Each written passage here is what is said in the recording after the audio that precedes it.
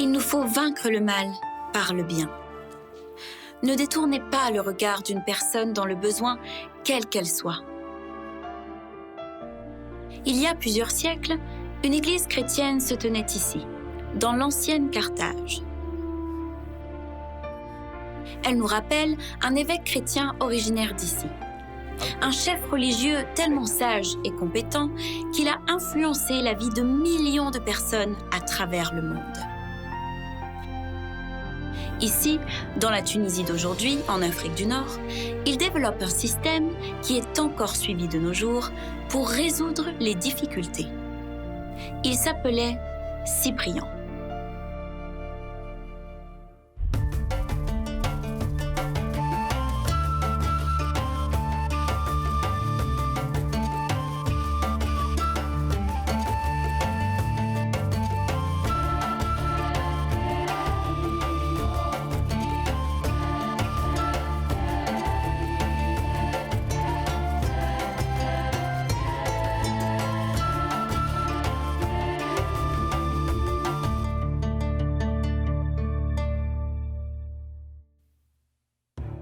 Cyprien vivait au IIIe siècle après Jésus-Christ.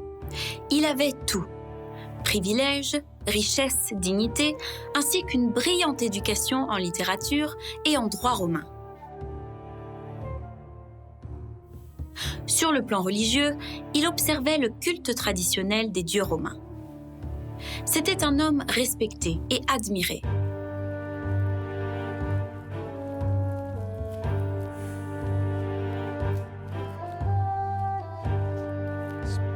Mais tandis que Cyprien menait une vie de confort, l'Empire traversait une crise.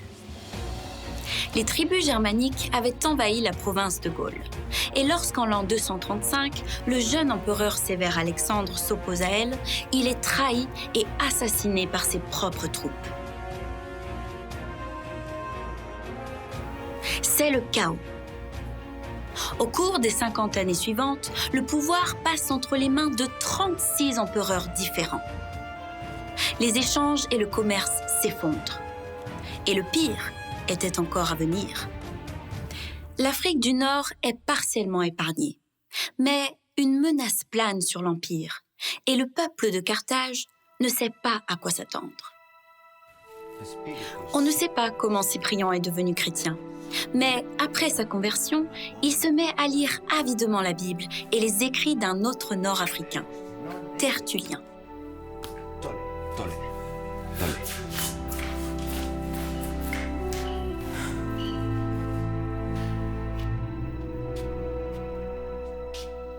Uno sigitus, omnium Deus. Cyprien est instruit dans sa foi par un prêtre du nom de Sicilian.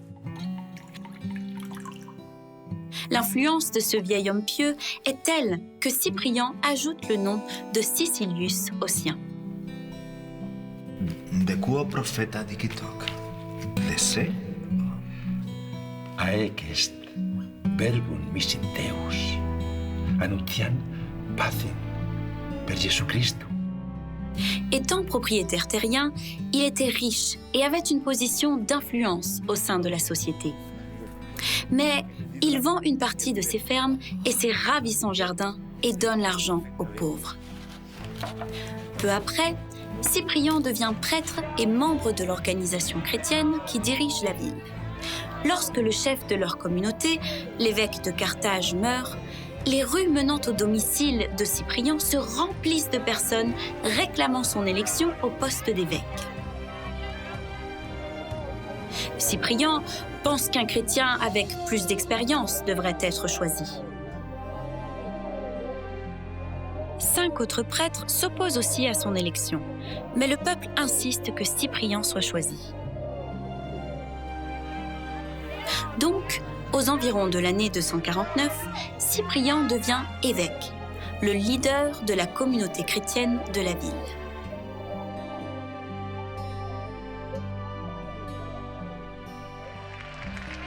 En octobre 249, un nouvel empereur prend le pouvoir à Rome, l'empereur Dèce. Dèce est un chef militaire.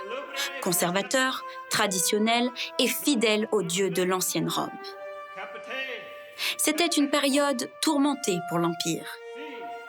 Dans l'esprit des Romains, les dieux qui gouvernaient la race humaine étaient en colère. Il fallait les apaiser. Les Romains appelaient ça « Pax Theorum », la paix des dieux. Dès n'interdit pas au peuple de vénérer d'autres dieux, mais tout le monde doit reconnaître les dieux de l'Empire romain et leur offrir une forme de sacrifice. Une fois l'offrande effectuée, le donneur reçoit un certificat attestant du fait qu'il a rempli son devoir et contribué à apporter la paix à l'Empire. C'est une obligation pour tout le monde, sans aucune exception. Ceux qui refusent peuvent voir leurs biens saisis, être jetés en prison et être torturés. Certains chrétiens obéissent promptement à l'empereur et prouvent ainsi leur loyauté à Rome. Ils pensaient peut-être pouvoir satisfaire le gouvernement par ce geste, sans que cela n'affecte leur foi envers le Christ. D'autres étaient peut-être chrétiens de nom, mais pas de cœur. C'est une chose de suivre le Christ en temps de paix, mais c'est bien différent lorsqu'il s'agit de tout perdre au nom de Jésus. Les chrétiens ne savaient pas ce qu'il convenait de faire. À Carthage, un mari a voulu forcer sa femme à effectuer l'offrande. Elle s'appelait Bona, ce qui signifie « bonne ». Elle s'est mise à pleurer. « Cet acte est le tien, non le mien ». Pour son refus, elle est envoyée en exil.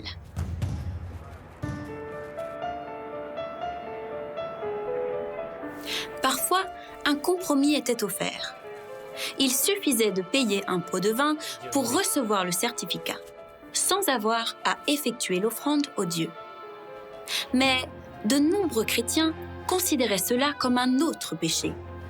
Comment pouvaient-ils suivre Jésus, qui disait être le chemin, la vérité et la vie, et mentir à propos de leur foi envers le Dieu unique? Certains sont exilés, d'autres sont jetés en prison, et d'autres encore meurent sous la torture. Precator sunt semper pro imperatoro.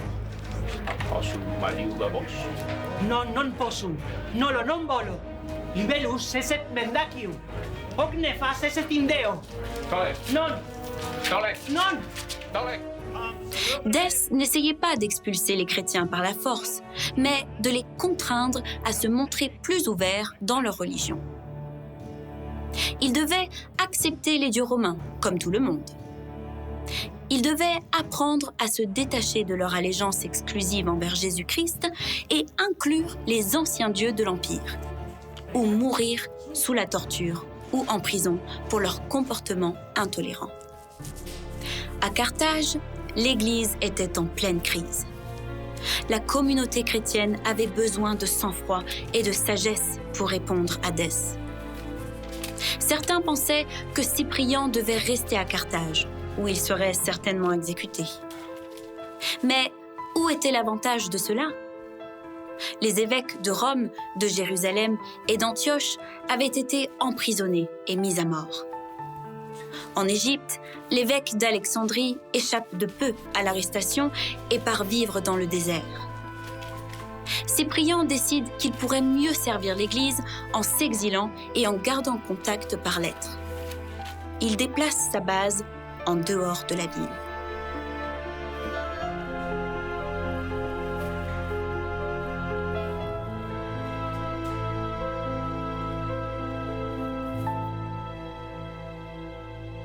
Vous est-il arrivé de compromettre vos convictions pour ensuite le regretter?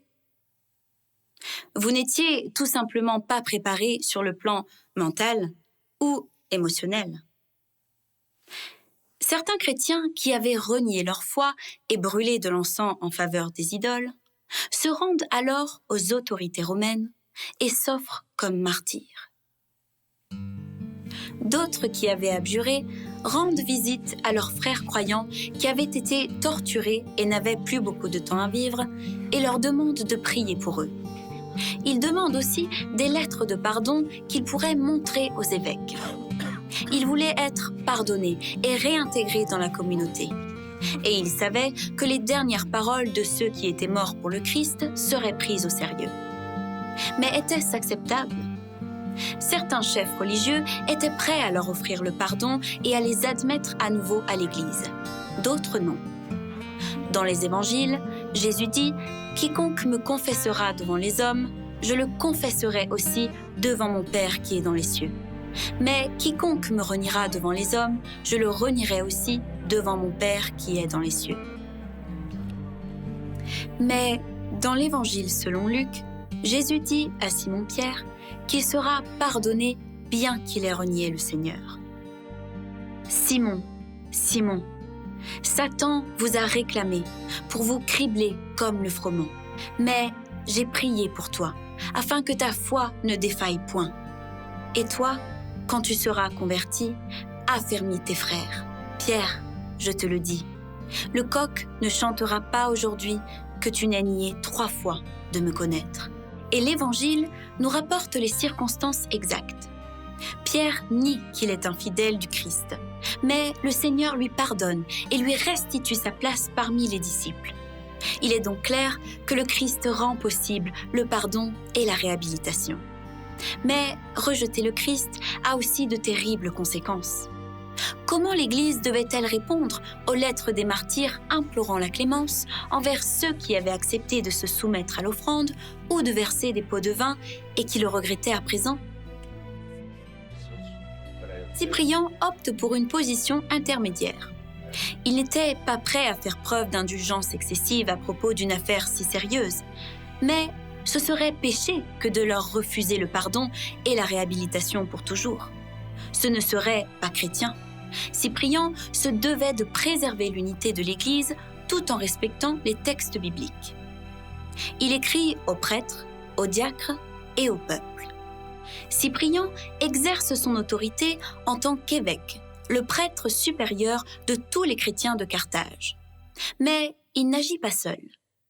Il organise un concile réunissant tous les évêques de la région. Mais ce concile n'allait pas se dérouler derrière des portes closes. Le peuple serait présent et son avis serait pris en compte. Cette manière de traiter les problèmes de l'Église et de préserver son unité est aujourd'hui encore appliquée par de nombreux chrétiens à travers le monde. En l'an 251, le pire des persécutions prend fin. Cyprien revient à Carthage après Pâques. Et en juin, l'empereur Dèce meurt au combat dans la guerre contre les Goths à Abritus en Bulgarie. Bis credo no tandio a fuise. E mortus congitanti. Cyprien avait promis que des décisions seraient prises lors de conciles de l'Église. Et il tient aussitôt parole. 7 conciles prennent place en 6 ans, et les problèmes à régler ne manquaient pas. Le profond désaccord concernant le sort réservé à ceux qui avaient abjuré menaçait de diviser l'Église de Carthage. Un groupe de prêtres et leurs disciples affirmaient que les martyrs, qui avaient écrit des lettres de pardon avant de mourir, avaient le pouvoir d'intercéder auprès de Dieu et que ceux qui avaient offert des offrandes aux idoles pouvaient être immédiatement rétablis et recevoir la communion. Mais certains de ces rétracteurs s'étaient adonnés au plaisir et à la décadence avant même la persécution. Ils s'étaient épargnés tout problème en faisant une offrande aux dieux romains dès les premiers jours.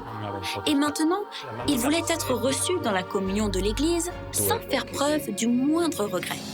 Cyprien et le Concile déclarent que Dieu seul est capable de pardonner le péché de l'idolâtrie. Les martyrs morts n'en avaient pas le pouvoir.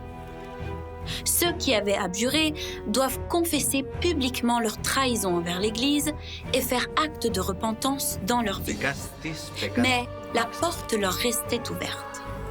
Ceux qui avaient obtenu un certificat sans avoir fait d'offrande aux dieux romains seraient immédiatement réhabilités, mais après un examen au cas par cas.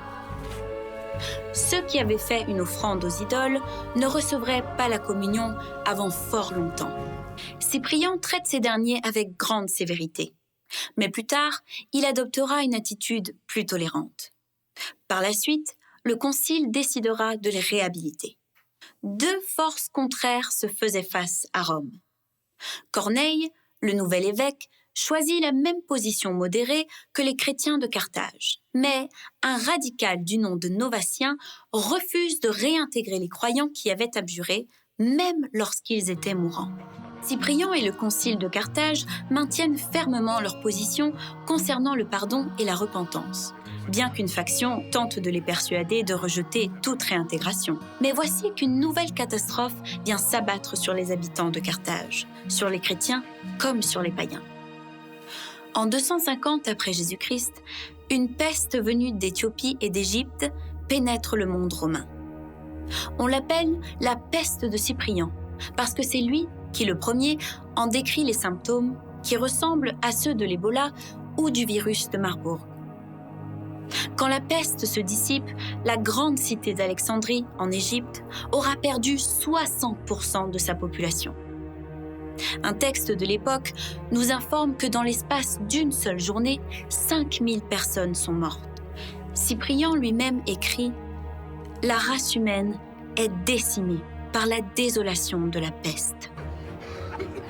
En 252, Carthage est frappée à son tour.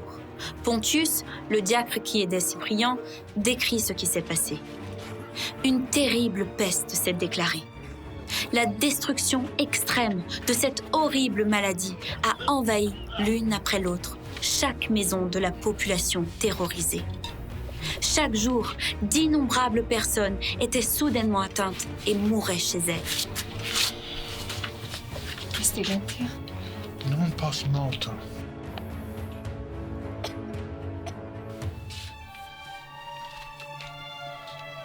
Tout le monde tremblait.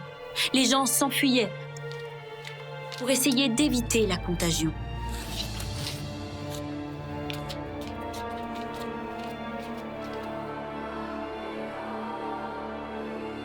Certains même rejetaient leurs proches, comme si expulser une personne atteinte de la peste pouvait empêcher la mort d'entrer.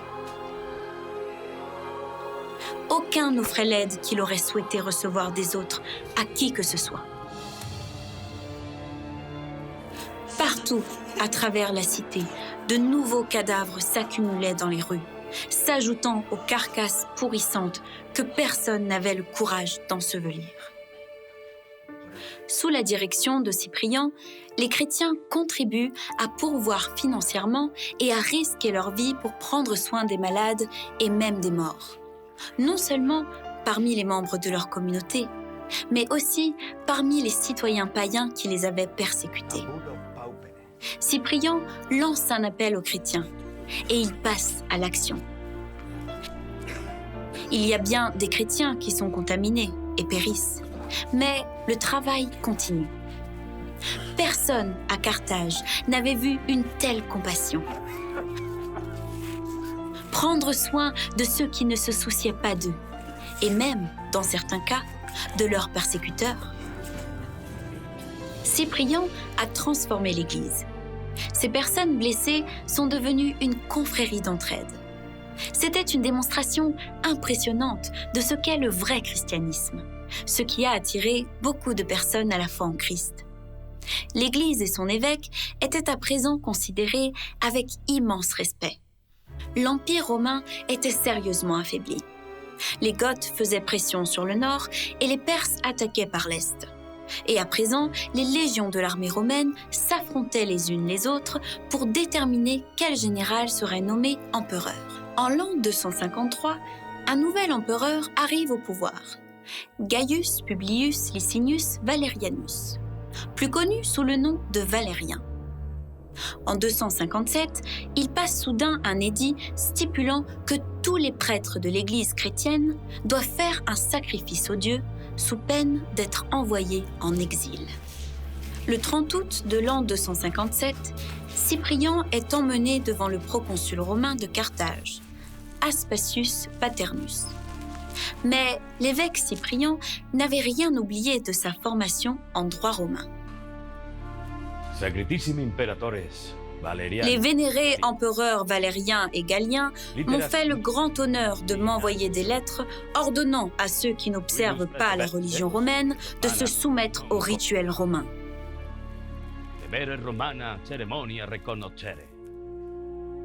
Je me suis donc renseigné à propos du titre que tu te donnes. Qu'as-tu à me dire? Christianus sum. Je suis chrétien et évêque. Je ne connais et n'adore d'autre Dieu que celui qui a créé le ciel, la terre et toute la nature. Terram, mare, C'est ce Dieu seul, véritable, que les chrétiens adorent oic Deo, et qu'ils ne cessent d'invoquer, tant pour eux-mêmes que pour le salut des empereurs noctibus, et la sûreté de pro l'État. nobis, et pro omnibus hominibus, et pro incoluminate ipsorum imperatorum. Tu persistes donc dans ces intentions. Il est impossible de changer mes intentions qui sont bonnes parce qu'elles sont fondées sur la connaissance du vrai Dieu. Est-il donc possible, en accord avec la décision de Valérien et Galien, d'être envoyé en exil dans la ville de Kouroub? Je suis prêt à m'y rendre. Ils m'ont fait l'honneur de m'écrire au sujet non seulement des évêques, mais aussi des prêtres. Mes instructions sont d'apprendre de toi qui sont les prêtres chrétiens et où ils demeurent à Carthage.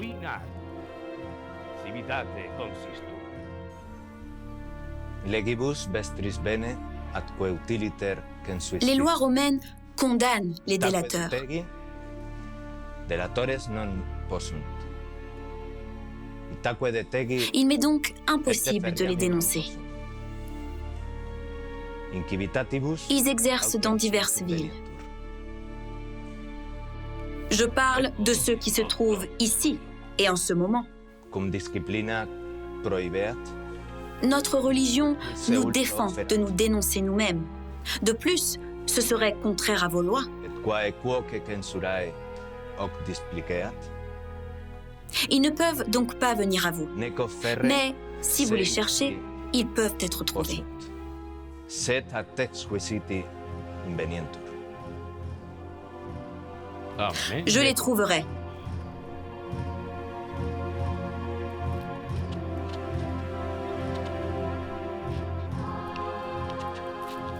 Les empereurs ont également interdit tout rassemblement, ainsi que l'accès au cimetière.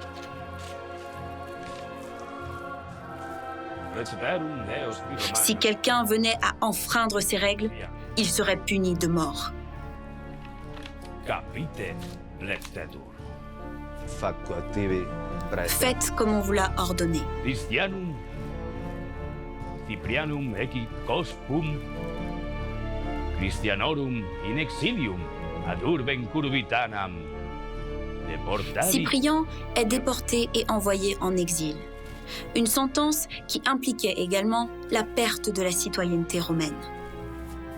L'exil est souvent synonyme de solitude sur une île lointaine, mais Cyprien est envoyé à Kouroub, une petite ville côtière à un peu plus de 80 km de Carthage.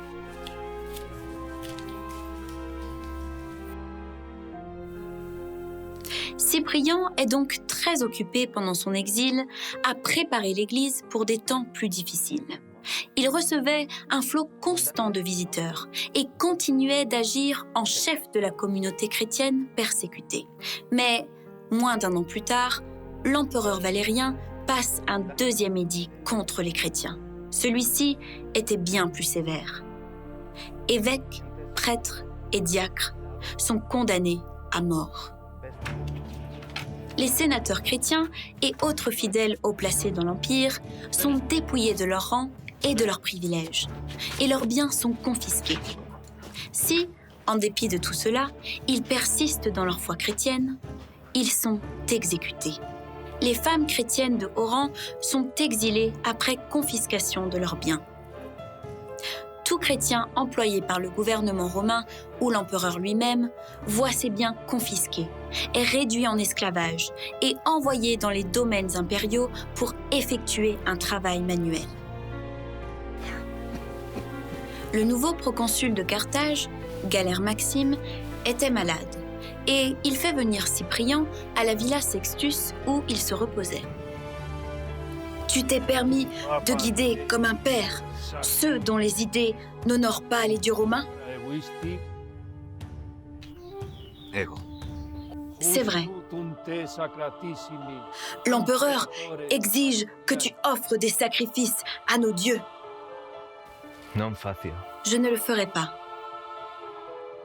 Réfléchis bien, il en va de ta propre vie. Pour une question d'intégrité comme celle-ci, il n'y a pas lieu de réfléchir. Tu as été prouvé coupable d'être l'auteur et le promoteur du pire des crimes. Tu paieras cela de ta vie. Tacius Cyprianus. Tu périras par l'épée.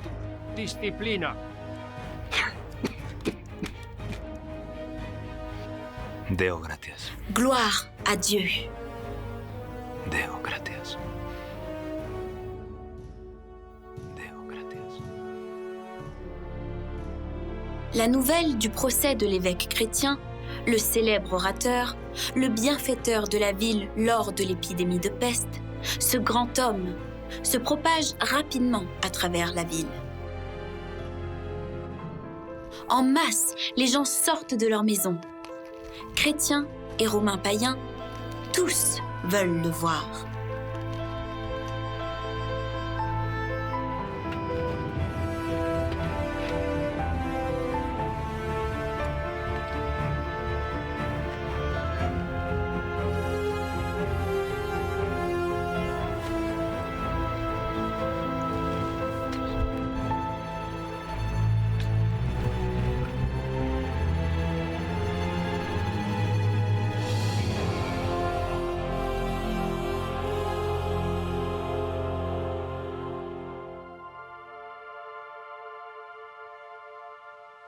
Les chrétiens de Carthage ne sont pas intimidés par la mort de leur évêque bien-aimé.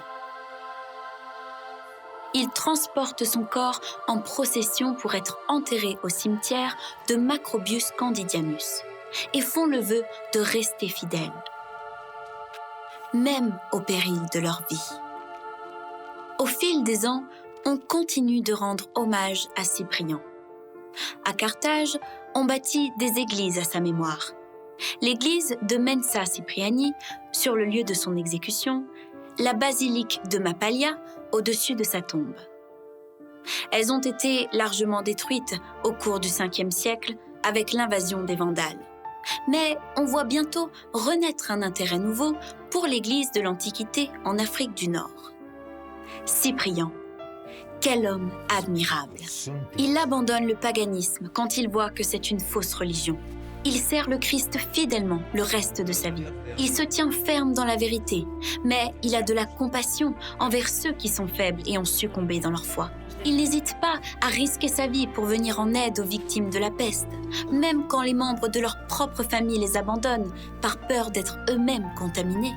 Et, à la fin, il est prêt à sacrifier sa vie, plutôt que de renoncer à sa foi en Jésus-Christ. Compassion, oui.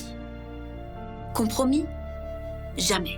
Quel homme admirable l'Afrique du Nord et la ville de Carthage ont donné au monde.